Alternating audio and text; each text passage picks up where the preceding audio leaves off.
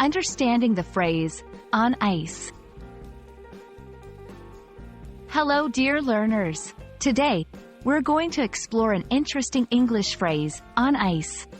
This is a common idiom that might sound chilly at first, but by the end of this video, you'll have a warm grasp of its meaning. Let's dive in. On ice literally refers to something that is placed or resting on frozen water. Imagine a figure skater gracefully gliding across an ice rink, or a hockey puck zooming across the ice surface. In these scenarios, they are physically on ice. However, in the English language, phrases often take on figurative meanings that differ from their literal interpretations. When we say something is on ice, we often mean 1. Postponing or delaying something. For instance, the project is on ice until we receive further funding. 2. Keeping something in reserve or waiting.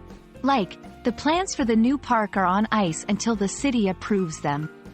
In these contexts, the phrase suggests that the action or item in question is being held back or kept in a state of pause. To further understand, let's look at some examples. 1. The new software update has been put on ice until all the bugs are fixed. 2. Due to budget constraints, our vacation plans are on ice for now. 3. She has her career plans on ice while she focuses on her family. These sentences illustrate how the phrase can be integrated smoothly into daily conversations. That's a wrap on our chilly journey with the phrase, on ice.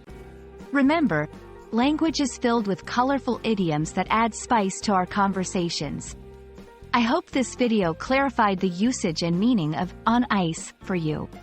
Stay curious, and keep exploring the fascinating world of English idioms.